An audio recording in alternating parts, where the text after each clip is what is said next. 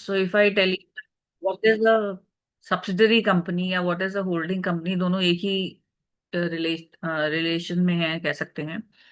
So basically company holding तब होगी दूसरे की जब बाकी सब उसकी सब्सिडरीज हैं। For example, A limited will be the holding company of B limited if B limited is it subsidiary. अब ये कंपनी यहाँ पर बॉडी कॉर्पोरेट को भी इंक्लूड कर रही है। That means if it is an LLP also, then also. For the timing अभी हम सिर्फ कंपनीज को लेके चल रहे हैं बेटर अंडरस्टैंडिंग के लिए। सेक्शन 2 सब सेक्शन 87 सब्सिडरी क्या कहता है कि सब्सिडरी कब होगी। जैसे मान लीजिए अगर एक कंपनी है ए कंपनी जो है बी कंपनी की सब्सिडरी कब होगी, वो अगर मुझे जानना हो तो उसके लिए जो पैरामीटर्स रिक्वायर्ड है वो यहाँ पर लिखे हैं। जैसे कि सबसे पहले अगर एक कंपनी दूसरी कंपनी का बोर्ड ऑफ डायरेक्टर्स को कंट्रोल कर रही है।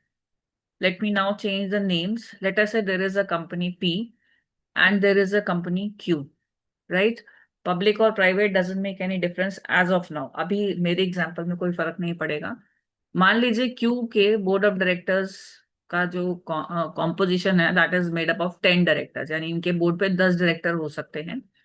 और इन 10 के ऊपर कंट्रोल जो है वो पी का है। कंट्रोल का मतलब क्या होगा कि अगर इस इन 10 में से मैक्सिमम या मेजॉरिटी डायरेक्टर्स पी के कहने पर ही अपॉइंट होते हैं या पी के कहने पर ही रिमूव होते हैं, तो हम कह सकते हैं कि पी जो है क्यू पे कंट्रोल एक्सरसाइज कर रही है।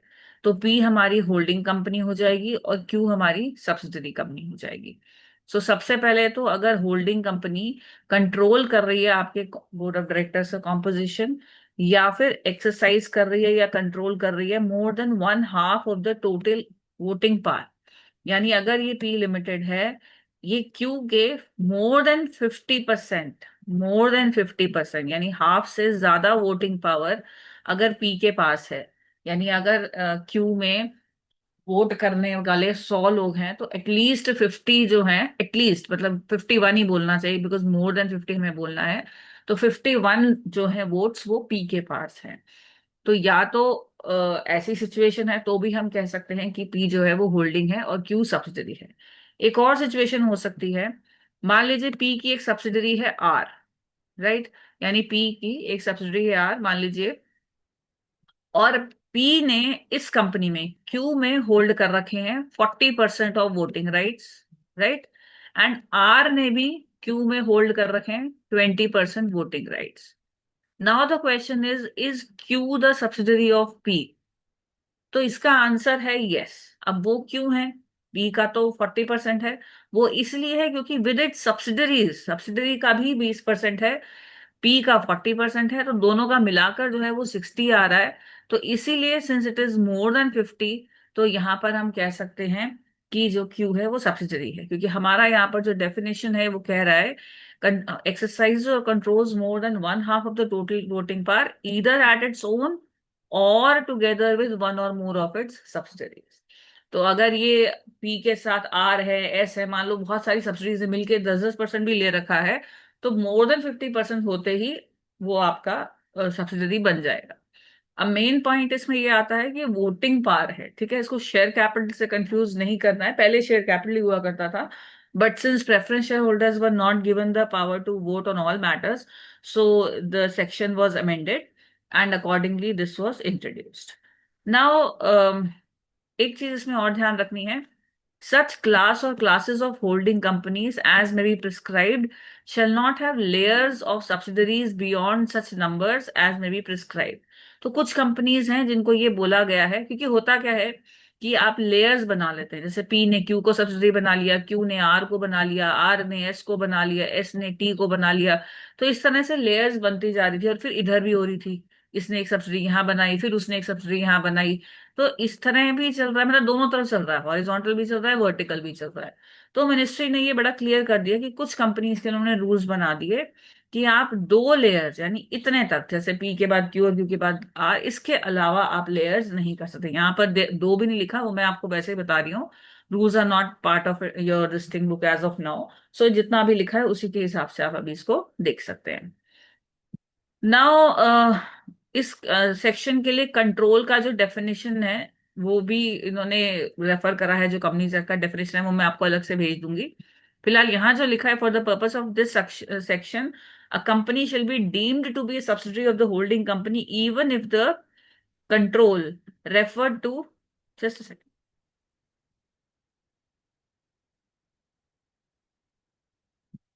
referred to in subclause 1 or subclause 2 is of another subsidiary of the holding company. So what this point is telling you is that supposing there is a company P, right? उसमें इसी को ले लेते हैं, ये जो यहाँ बना हुआ है देखिए, मान लीजिए ये क्यू है अपनी एक कंपनी, पहले हम क्यू को बेस ले लेते हैं। क्यू एक कंपनी है, अगर पी उसमें डायरेक्ट होल्डिंग करके बैठा है ठीक है, अगर अपनी किसी सब्सिडी के साथ मिलके होल्ड करके बैठा है तो भी ठीक है। अब यहां पर वो कह रहे हैं हो सकता है वो है ही दूसरी सब्सिडी का, मतलब कि पी की एक सब्सिडरी है आर, आर ने ही मोर देन 50% होल्ड कर रखा है, पी ने कुछ होल्ड नहीं कर रखा। ठीक है, पी की एक सब्सिडरी है आर, और आर ने ही मान लीजिए मोर than one half of the voting power Q में होल्ड कर रखा है, तो भी हम कहेंगे कि क्यू जो है वो पी की सब्सिडरी है। राइट? सो पी डायरेक्ट होल्डिंग कर रहा है क्यू में तो भी क्यू सब्सिडरी है, पी आर के साथ होल्डिंग कर रहा है क्यू में तो भी क्यू जो है पी की सब्सिडरी है, और पी खुद से कुछ नहीं कर रहा लेकिन आर ने ही सारा कंट्रोल किया हुआ है क्यू में, तो भी क्यू जो है वो आर पी की सब्सिडी मानी जाएगी। आर की तो मानी जाएगी क्योंकि आर का मोर देन 50% है, तो आर की तो मानी जाएगी, बट इनडायरेक्टली वो पी की भी मानी जाएगी। बेसिकली ये हमारे लिए क्यों जरूरी होता है समझना, क्योंकि जब हम अकाउंट्स में कंसोलिडेशन वगैरह करते हैं और रिलेटेड पार्टी ट्रांजैक्शंस वगैरह को देखते हैं, तो ये बहुत इंपॉर्टेंट होता है समझना कि किस किस का कंट्रोलिंग इंटरेस्ट है इसमें, और किस किस ने, जैसे कह सकते हैं कौन कौन इसकी डिसीजन मेकिंग में पार्टिसिपेट कर रहा है, कौन बिहाइंड द कॉर्पोरेट वेल है। तो उन सब चीजों के लिए डिस्क्लोजर्स नेसेसरी होते हैं। आई होप यहां तक आपको क्लियर है। यहां तक एक बार देखिए, पहले कोई डाउट तो नहीं है? लिखा है उसमें, ये लिखा है composition of a companies board of directors वो कब मानी जाएगी, ये मैंने आपको ऑलरेडी भी बता ही दिया है कि बोर्ड ऑफ डायरेक्टर्स का कब कंट्रोल माना जाएगा दूसरी कंपनी की तरफ से, जब वो कुछ ऐसी एक पावर एक्सरसाइज कर रही है जिससे वो या तो अपॉइंट कर सकती है सारे, या रिमूव कर सकती है सारे, या मेजोरिटी ऑफ द डायरेक्टर। सो अगर सभी को मैं अपॉइंट कर सकती हूँ या सभी को रिमूव कर सकती हूँ, या मेजोरिटी को अपॉइंट और रिमूव कर सकती हूँ, तो दैट मीन्स मैं दूसरी कंपनी के बोर्ड ऑफ डायरेक्टर्स को कंट्रोल कर रही हूँ, और अगर मैं एक कंपनी हूँ तो वो कंपनी मेरी ऑटोमेटिकली सब्सिडी कंपनी बन जाएगी। Then company we have already seen it includes a body corporate, and layer in relation to a holding company will mean subsidiary और subsidiary, this I have already explained you. Subsidy जो layers का concept क्या होता है। अब यहाँ पर example देखिए, एग्जाम्पल नंबर 2 और एग्जाम्पल नंबर 3, एक बार दोनों एक बार रीड कीजिए। A will be subsidy of B if B controls the composition of A. A कब बी की सब्सिडी होगी, जब बी ए का कंट्रोल कर रही है बोर्ड ऑफ डायरेक्टर्स का कॉम्पोजिशन, दैट इज बिना किसी के अप्रूवल के वो मेजॉरिटी ऑफ डायरेक्टर्स को या तो अपॉइंट कर सकती है या रिमूव कर सकती है। सेम वे अगर more than 50% of the share capital उसका होल्ड करा हुआ है दूसरी कंपनी ने, तो ये जो कंपनी है पहली वाली उसकी सब्सिडी बन जाएगी। ये देखिएगा आप अगला एग्जाम्पल, उसको एक बार रीड कीजिए। Example number 4, B is a subsidiary of A and B is a subsidiary of A and C is a subsidiary of B. In such case, C will be the subsidiary of A. यहां पर ये क्या कह रहा है, ये आपकी एक तरह से लेयर बन रहा है कि B जो है वो A की सब्सिडरी है, राइट? B A की सब्सिडरी है और C B की सब्सिडरी है, तो C इनडायरेक्टली A की भी सब्सिडरी मानी जाएगी। ठीक है, और अगर D जो है वो आगे फिर C की सब्सिडरी है, तो डी इन दोनों की, बी की भी मानी जाएगी ए की भी मानी जाएगी, तो ये इस तरह से आपका लेयर चलता रहे। Another important concept is that if there is a private company which is a subsidiary of a public company, that means let us say ये आपकी सी लिमिटेड है और ये आपकी प्राइवेट लिमिटेड है, डी जो है वो एज अ प्राइवेट लिमिटेड बनी है। तो हालांकि ये प्राइवेट है और ये पब्लिक है, उसके बावजूद क्योंकि डी जो है वो सी की सब्सिडरी है, तो लॉ की नजर में डी को भी हम deemed to be public company मानेंगे, और उसको अकॉर्डिंगली कंप्लायंसेस करनी पड़ेंगी, चाहे आर्टिकल्स में उसकी जो प्राइवेट कंपनी की रिस्ट्रिक्शंस वगैरह हैं वो ही लगी हों। सो ये जो रिक्वायरमेंट है, ये हमारा जो हमने पब्लिक कंपनी का डेफिनेशन पढ़ा था तब भी हमने देखा हुआ है, और अदरवाइज भी हमें मालूम है पब्लिक और प्राइवेट कंपनी के कंसेप्ट से, कि जब एक प्राइवेट कंपनी किसी पब्लिक कंपनी की सब्सिडी होती है तो उसको भी हम पब्लिक कंपनी मान लेते हैं।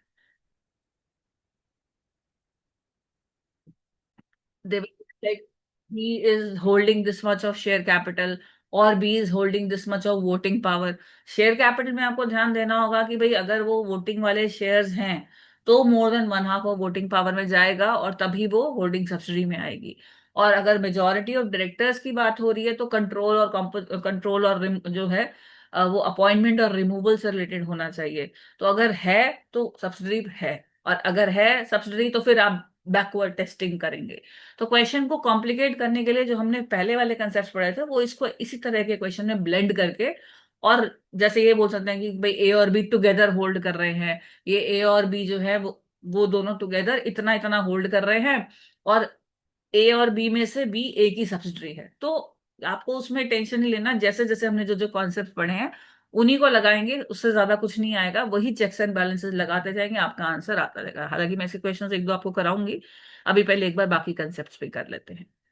Now if I talk about associate company, associate company होती है जो सब्सिडरी नहीं होती पर उसमें एक कंपनी का सिग्निफिकेंट इन्फ्लुएंस होता है। ठीक है। अब सिग्निफिकेंट इन्फ्लुएंस क्या होता है इसकी भी डेफिनेशन यहां दे रखी है नीचे। Significant influence means at least 20% of total voting power. तो अगर मेरे पास आपकी कंपनी में at least 20% of total voting power का कंट्रोल है, या फिर मैं आपके जो बिजनेस डिसीजंस में पार्टिसिपेट कर सकती हूँ या फिर उनको अच्छे से कंट्रोल कर सकती हूँ, तो मतलब मेरी आपकी कंपनी में सिग्निफिकेंट इन्फ्लुएंस है। और अगर मैं एक कंपनी हूं तो दैट मीन्स आप और मैं एसोसिएट कंपनीज होंगे।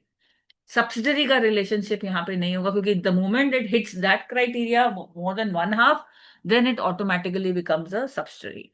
Also associate company will include a joint venture company.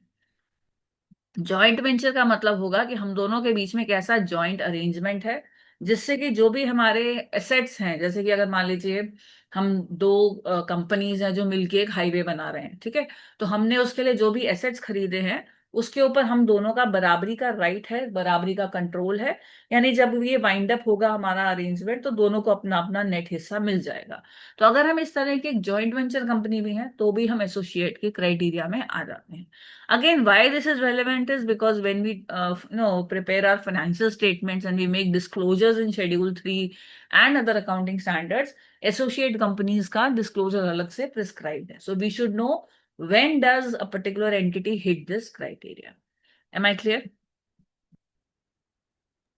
Yes, ma'am. Right. Listed unlisted जैसे आपने बोला था हो गया था। गवर्नमेंट कंपनी में आपको सेंट्रल गवर्नमेंट या स्टेट गवर्नमेंट का जब not less than 51% of paid up share capital होता है, या सीजी या एसजी या कॉम्बिनेशन का।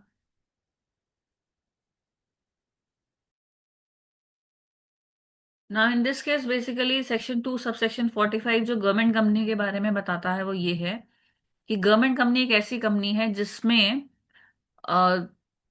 51% of the paid up share capital, please keep this word in mind, paid up share capital, that is either held by central government और state government, दोनों की जरूरत नहीं है इन दो क्लॉजेस में। या सेंट्रल गवर्नमेंट 51% होल्ड कर रही है कम से कम, या एसजी होल्ड कर रही है 51%, या फिर partly by CG and partly by one or more SG. यानी central government plus let us say Bihar government plus let us say UP government, ये सब अगर होल्ड कर रही हैं और टोटल नॉट लेस देन 51% आ रहा है तो भी ये गवर्नमेंट कंपनी है। So partly by central government and partly by one or more state governments, and the section includes a company which is a subsidy of another government company. यानी अगर एक गवर्नमेंट कंपनी की subsidy है कोई भी company तो वो भी गवर्नमेंट कंपनी मानी जाएगी। अपार्ट फ्रॉम दैट नॉर्मली ये गवर्नमेंट कंपनी कब मानी जाएगी, जब सीजी का 51% हो। नेक्स्ट, मान लीजिए यूपी गवर्नमेंट का 51% हो, मान लीजिए यूपी गवर्नमेंट और बिहार गवर्नमेंट दोनों का मिला के 51% हो, नॉट लेस देन, ठीक है, दैट इज ऑब्वियस। या फिर सीजी प्लस यूपी गवर्नमेंट का हो, या फिर CG plus UP plus Bihar का हो। तो इन सबका अगर टोटल नॉट लेस देन 51% आ रहा है तो एक गवर्नमेंट कंपनी मानी जाएगी। और अगर मान लीजिए डिफरेंशियल वोटिंग राइट्स वाले शेयर्स इशू करे गए हैं तो पेड अप शेयर कैपिटल को हम टोटल वोटिंग पावर से सब्स्टिट्यूट करेंगे। डिफरेंशियल वोटिंग राइट्स वाले शेयर्स होते हैं कि जैसे नॉर्मल सर्कमस्टांसेस में शेयर्स क्या होते हैं कि मान लीजिए आपने 10 शेयर लिए कंपनी के, तो आपके पास 10 वोट हैं। अगर आप कभी भी वोटिंग बाय पोल पे जाओगे, वहां पर जब भी मीटिंग होगी और आप वोट डालोगे तो आपके 10 वोट होंगे, one share means one vote. Same way मेरे पास अगर 10 शेयर है तो मेरे पास 10 वोट। अगर आपके पास 20 शेयर्स हैं तो 20 वोट्स। लेकिन डिफरेंशियल वोटिंग राइट्स में क्या होता है कि जैसे supposing I am not interested in voting rights, मुझे डिविडेंड से मतलब है, मैंने कहा सर मैंने पैसे लगा रखे हैं, मुझे बस 2-3 साल का डिविडेंड दे दो, फिर मैं शेयर बेच दूंगी। वोट मुझे क्या करना है, तुम्हारी कंपनी में जो तुम्हें डिसीजन लेने लेते रहो। अब मान लीजिए there is a very high profile company in which the promoters or maybe their relatives or people known to them, they are holding thousands of shares. So where am I sitting here? What am I going to do with my 10 shares? Even if I vote saying yes or no, I know it's not going to matter that much. So I'm not even interested. I just want dividend on those 10 shares. So I say I'm not going to even exercise my voting rights, or I want dividend. But there are people for whom even one share will be very important, because one yes or one no will be very important to run a company. So somebody who is holding the majority stake. So for this purpose, because of this difference in interest, what the ministry, what the companies are now allowed to do is कि okay, if you don't want dividend, then I'll give you more voting rights on one share, and if you want dividend, then I'll give you less voting rights on the same share. So इसको बोलते हैं differential voting rights। और ऐसी situation में जब कभी होगा तो हमारा जो वर्ड है पेड अप शेयर कैपिटल, जहां पर हम not less than 51% of paid up share capital को अंडरस्टैंड कर रहे हैं, वो हम रीड करेंगे not less than 51% of the total voting power. I hope I'm clear to this point. Yes, ma'am. Foreign company के लिए, फॉरेन कंपनी होती है कंपनी या बॉडी कॉर्पोरेट, यहाँ ध्यान दीजिएगा दोनों चीजें हैं, यहाँ पर कंपनी भी है और बॉडी कॉर्पोरेट भी है। मेन चीज क्या है कि ये जो कंपनी और बॉडी कॉर्पोरेट है ये बाहर इनकॉर्पोरेट होनी चाहिए। यानी नॉर्मल क्या होता है, हम कंपनीज एक्ट में जितनी भी कंपनीज को देखते हैं, they are incorporated in India only. और अगर वो इनकॉर्पोरेट नहीं हुई इंडिया में तो हम उनको इंडियन कंपनीज एक्ट से रेगुलेट नहीं मानते। लेकिन अगर ये कंपनी जो है जो बाहर इनकॉर्पोरेट हुई, लेटर से यूके या सिंगापुर में, अगर इसका कोई प्लेस ऑफ बिजनेस है इंडिया में, चाहे वो खुद से या एजेंट के थ्रू, चाहे फिजिकल मोड में या इलेक्ट्रॉनिक मोड में, एंड ठीक है, and it is also conducting any business activity in India, मतलब यहाँ पर उसको ऑफिस भी है और वो अपना कोई बिजनेस एक्टिविटी भी कर रही है, तो for the purposes of companies act हम उसको फॉरेन कंपनी बोलेंगे और उसके कुछ स्टिपुलेशंस रहेंगी, जो कि हमारा एक अलग चैप्टर है कंपनीज एक्ट का, वो उसको रेगुलेट करता है। और ये जो बिजनेस है ये रन कर रही होगी या तो खुद से या थ्रू इट्स एजेंट ऑल्सो, जरूरी नहीं कि वो खुद से ही करे। इसमें यूजुअली एक मेन ऑफिसर को वो बिठाते हैं, जिसको जिसकी बारे में डिटेल्स भेजी जाती हैं आरओसी को कि ये जो पर्सन है ये हमारा सॉर्ट ऑफ डेजिग्नेटेड ऑफिसर है जो कि सारा काम संभालेगा। Now comes an important concept for you, that is section 8 company. इसका तो प्रोसीजर थोड़ा सा आपको याद करना होगा। देखिए सेक्शन 8 कंपनीज क्या होती हैं, जैसे कि मान लीजिए मुझे कोई चैरिटेबल पर्पस के लिए कंपनी खोलनी है, जैसे रिलीजन के लिए या कोई भी, जैसे रिसर्च के लिए या स्पोर्ट्स के लिए या कोई संगीत महाविद्यालय खोलना है। I want to start a business for that. And I feel that opening this sort of a company is good enough. ठीक है, मैं चाहती हूँ कि भाई मेरी अनलिमिटेड लाइब्रेरी ना हो, मैं कोई संगीत महाविद्यालय खोल रही हूँ या कोई डांस एकेडमी खोल रही हूँ, बिजनेस करना चाह रही हूँ, तो I don't want, I am doing this for a charitable purpose let us say, so I don't want to attract unlimited liability. So I say okay let me form a company, that is better, because मैं ये नहीं चाह रही कि मैं charity करते करते अपने घर के एसेट्स को सेल कर दूं, right. So I want to form a company. Now, the problem is not this. The problem is that if I form a company, there are a lot of compliances. AGM करो, notices भेजो, directors बनाओ, companies act के हिसाब से balance sheets बनाओ, audit कराओ। So I have so many compliances. Then if I try to do that, then my purpose of charity might get deviated. मैं वही compliances पे ही ध्यान देती रहूंगी। तो इसके लिए फिर it is better that मुझे एक थोड़ा सा रिलैक्सेशन मिल जाए। तो इसके लिए कंपनीज एक्ट ने इसी चीज को प्रमोट करने के लिए कि कंपनीज चैरिटेबल पर्पसेस को भी फॉलो करे, सेक्शन 8 का कंसेप्ट स्टार्ट किया था कि अगर आप एक ऐसी कंपनी है जो चैरिटेबल ऑब्जेक्ट्स को परस्यू करना चाहते हैं तो आप कर सकते हैं, अगर आप सेक्शन 8 के अंडर लाइसेंस ले लें। बस इतना ध्यान दीजिएगा कि आपका जो प्रॉफिट है वो आपके ऑब्जेक्ट्स की प्रमोशन में ही जाएगा, और आप अपने मेंबर्स को डिविडेंड के तौर पे उसका प्रॉफिट नहीं देंगे। यूजुअली क्या होता है, हर कंपनी के मेंबर, अगर ऐसे आप किसी भी कंपनी के शेयर लेते हैं, वो कंपनी प्रॉफिट अर्न करती है तो आपको डिविडेंड मिल जाता है यूजुअली। हालांकि कंपनी के लिए, किसी भी कंपनी के लिए मैंडेटरी नहीं होता कि वो हमेशा डिविडेंड दे ही दे मेंबर्स को, ये ऑप्शनल होता है। लेकिन कुछ अच्छी कंपनीज होती हैं अपनी मार्केट वैल्यू को बढ़ाने के लिए, और खासतौर पर जो लिस्टेड कंपनीज हैं वो कोशिश करती हैं कि वो डिविडेंड दें, unless there is some no major expansion या फिर कुछ ऐसा उनकी कंटिजेंसी है जो उन्हें रखना पड़े। लेकिन यहाँ पर उनको क्लियरली बोला गया कि आप क्योंकि चैरिटेबल हैं तो आप जो कमा लेंगे वो आप अपने ऑब्जेक्ट्स की फर्दरेंस में ही लगाएंगे। आप अपने मेंबर्स को डिविडेंड के तौर पे वो नहीं बांटेंगे, ताकि उनके अंदर वो बिजनेस वाला जो कंसेप्ट है कि we are doing this business for a profit motive, वो ना आए, because your entity is for non profit. Examples उन्होंने नीचे दिख रखे हैं। फिक्की है, Federation of Indian Chamber of Commerce and Industry है, इसका नाम फिक्की है। सीआईआई है, पीएचडी चेंबर ऑफ कॉमर्स है, एसोचेम है, ये सारे एसोसिएटेड चैम्बर्स ऑफ कॉमर्स, ये सारे हैं। यहाँ पर सारे बिजनेसेस मिलके बेसिकली रन करते हैं इसको। तो ये सारे एक तरह के सेक्शन 8 कंपनीज हैं। अब इसमें जो क्वेश्चन आता है कि भाई अगर मुझे सेक्शन 8 कंपनी के लिए लाइसेंस लेना है तो मैं क्या करूंगी और क्या क्या इसके अदर रिक्विजिट्स हैं। तो पहली चीज तो ये कि सेक्शन 8 में सेंट्रल गवर्नमेंट के पास आपको नॉर्मल तरीके से जाना होता है। बस इसमें ये आपको जो फैसिलिटी मिल जाती है, या एक आपके लिए एक रिक्वायरमेंट भी कह सकते हैं, कि आपकी कंपनी के पीछे लिमिटेड या प्राइवेट लिमिटेड आपको लगाने की जरूरत नहीं होती है, और कुछ टर्म्स एंड कंडीशंस पे आपको लाइसेंस मिल जाता है। जब आप वो टर्म्स एंड कंडीशंस, जैसे पहली तो हमने ऊपर पढ़ी ली है कि वो ये नहीं देंगे, डिविडेंड नहीं देंगे, और अपना ऑब्जेक्ट प्रमोशन में लगाएंगे।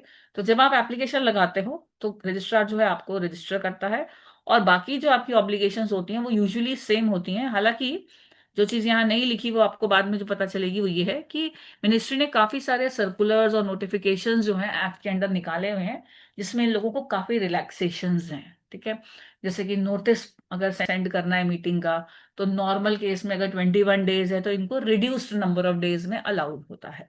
ऐसे ही बहुत सारे और हैं प्रोविजंस, मैं आपको लिस्ट दे दूंगी just for the sake of understanding. Now the issue is, can this licence which has been given by the central government, can this be revoked? The answer is yes. ठीक है, पहले थोड़ा सा यहां से एक बार पढ़ लेते हैं। I think the first 6 7 bullets I have already covered.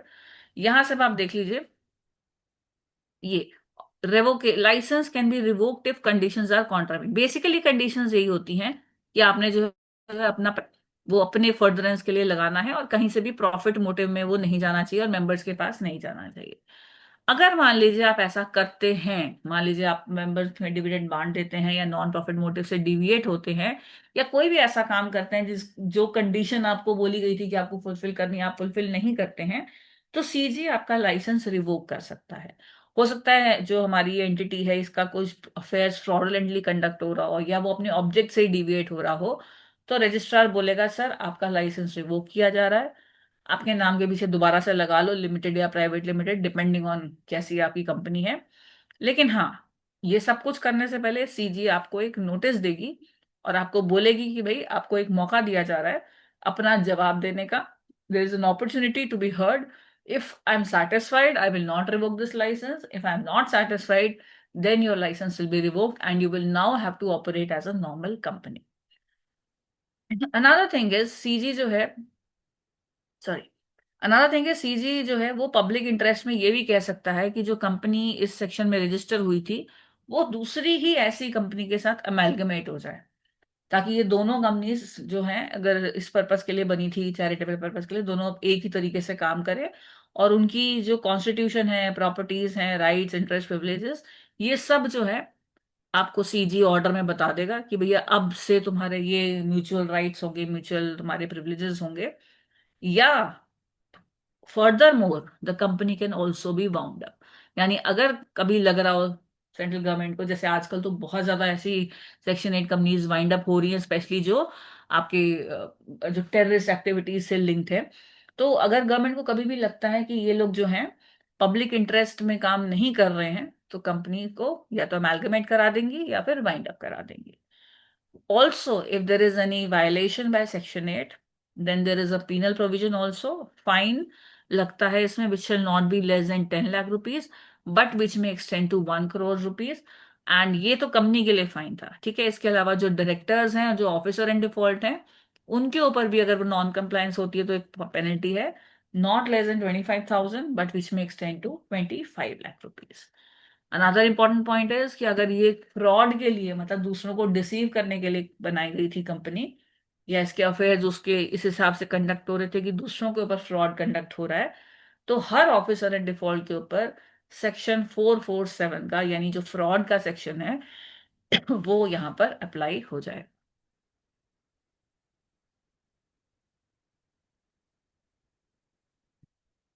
यही सारी चीजें इन्होंने यहाँ पर बोली है। बस इसके लास्ट के 3 पॉइंट्स अभी हम और देखेंगे, फिर आप फ्लो चार्ट पे गो थ्रू कीजिएगा। Very important last 3 points. Last point देखिए, partnership firm can be a member of section 8 company. ठीक है, पार्टनरशिप फर्म बन सकती है। यूजुअली कभी भी पार्टनरशिप फर्म किसी कंपनी की मेंबर नहीं बनती, पार्टनर्स बनते हैं, क्योंकि कहा जाता है कि पार्टनरशिप फर्म की अपनी कोई एंटिटी नहीं है। उसके बाद जो लास्ट अगले जो 3 बुलेट्स हैं जो आपको ऊपर दिख रहे हैं, ये सारी रिलैक्सेशंस के एग्जांपल्स हैं। जैसे कि अगर जनरल मीटिंग करनी है, जब मैंने आपको बताया कि 21 डेज की जगह 14 डेज का नोटिस जा सकता है। मिनिमम नंबर ऑफ डायरेक्टर्स जो नॉर्मल पब्लिक कंपनीज और प्राइवेट कंपनीज में रिक्वायरमेंट्स होती हैं, वो यहाँ पर लागू नहीं होती हैं। इंडिपेंडेंट डायरेक्टर्स की रिक्वायरमेंट होती है जैसे लिस्टेड कंपनीज वगैरह में या लार्ज स्केल कंपनीज में, तो वो भी यहाँ पर रिक्वायरमेंट नहीं है। देन लिस्टेड कंपनीज में और कुछ कंपनीज में नॉमिनेशन एंड रेम्युनरेशन कमेटी की जरूरत होती है, शेयर होल्डर रिलेशनशिप की, तो वो भी यहाँ पर रिक्वायरमेंट नहीं है।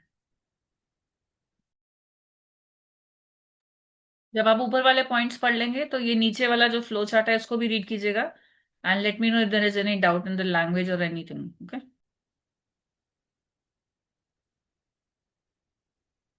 इसमें जहाँ हाउ स्टेटस इज ग्रांटेड में एक सेकंड पॉइंट है, हाउएवर सीजी। देखिए सीजी जो है सेंट्रल गवर्नमेंट वैसे ऑथराइज है, बट इस सेक्शन में जो डेलीगेट कर रखे, मतलब एक्चुअली जो सेंट्रल गवर्नमेंट के बिहाफ पर जो हमें लाइसेंस वगैरह देगा, वो आरओसी देगा, यानी रजिस्ट्रार ऑफ कंपनीज। ठीक है जी। अब चलते हैं डोमेन कंपनी की तरफ। Dormant company, inactive company and significant accounting transaction definition as well as no section number 45 455, that is also important. So I would just request you एक बार पूरा line by line go through कीजिए, then I explain. देखिए dormant purpose था वो ये था कि मान लीजिए कि हमने अभी कंपनी बना दी है, बट इसको हम फंक्शनल नहीं कर पा रहे हैं फॉर एनी रीजन। तो अगर मान लीजिए आपने कोई कंपनी बनाई है which is formed and registered under this act for a future project, या फिर आपने किसी एसेट को होल्ड करने के लिए या कोई पेटेंट कॉपीराइट वगैरह को होल्ड करने के लिए कंपनी बनाई है, और कोई सिग्निफिकेंट अकाउंटिंग ट्रांजैक्शन नहीं हो रही है, तो इस तरह की कंपनी या जो कंपनी इनएक्टिव होती है, वो रजिस्ट्रार को बोल सकती है कि भाई मुझे आप डोरमेंट कंपनी का स्टेटस दे दीजिए। अब इनएक्टिव कंपनी का मतलब क्या होता है कि वो कंपनी जो कि कोई बिजनेस या ऑपरेशन नहीं कैरी ऑन कर रही है, या जिसने कोई significant accounting transaction last 2 financial years में नहीं करा। तो अगर आज मैं एप्लीकेशन लगा रही हूँ, तो पिछले 2 फाइनेंशियल ईयर्स में मैंने ऐसा कोई सिग्निफिकेंट ट्रांजैक्शन नहीं करा है, और ना ही, और मतलब इंग्लिश वाला, और ना ही उसने फाइनेंशियल स्टेटमेंट्स फाइल करे हैं और एनुअल रिटर्न्स फाइल करे हैं लास्ट 2 फाइनेंशियल ईयर्स में। तो मेरा या तो कोई सिग्निफिकेंट अकाउंटिंग ट्रांजैक्शन नहीं हुआ है, या फिर मैंने एनुअल रिटर्न और फाइनेंशियल स्टेटमेंट्स फाइल नहीं करे हैं, वो भी reason being this only that there has not been any transaction. So then I become an inactive company.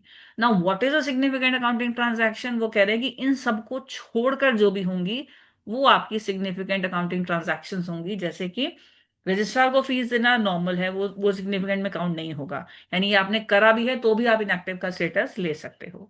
आपने कुछ ऐसी पेमेंट्स करी है जो खाली एक्ट की रिक्वायरमेंट्स को फुलफिल करने के लिए थी, या आपने कुछ शेयर्स अलॉट करे हैं जो कि नॉर्मल, जैसे कि अगर आप पब्लिक कंपनी है 7 मेंबर चाहिए, एक एक शेयर सब लोग लेंगे, तो अगर आपने उतनी अलॉटमेंट करी है देन इट्स ओके। देन आपने अपने ऑफिस के खर्चे पे करे हैं, या आपने रिकॉर्ड्स के लिए कोई पेमेंट करी है, तो भी ये सिग्निफिकेंट अकाउंटिंग ट्रांजैक्शन नहीं मानी जाएगी। तो यानी अगर इन चारों में से आपकी कोई अकाउंटिंग ट्रांजैक्शन, इनके अलावा कोई भी अकाउंटिंग ट्रांजैक्शन भी नहीं हुई है, तो आप इनएक्टिव बन जाएंगे। और अगर 2 साल तक आप इस तरह से इनएक्टिव रहे हैं, तो आप डोरमेंट कंपनी का स्टेटस के लिए एप्लीकेशन लगा सकते हैं। और अगर आपने डोरमेंट कंपनी के स्टेटस की एप्लीकेशन लगाई, तो आरओसी चेक करेगा कि क्या ये कंपनी एक्चुअली इनएक्टिव है या नहीं है, एंड अकॉर्डिंगली वो आपका नाम जो है डोरमेंट कंपनीज के रजिस्टर में प्लेस कर देगा। बेसिकली इसका पर्पस यही था कि if I am not able to carry out certain transactions because of all these problems, then at least my name is not struck off. Because if I become a non-compliant company, ROC will have a right to strike off. So my purpose of formation of company was not to get struck off. My purpose of formation of company was to do something else. But just because I'm not having any significant accounting transactions or I'm not filing returns doesn't mean that I'm struck off. I should be struck off. So I voluntarily come and say, sir, please put me on the register of dormant companies. I hope this is clear. Yes, ma'am.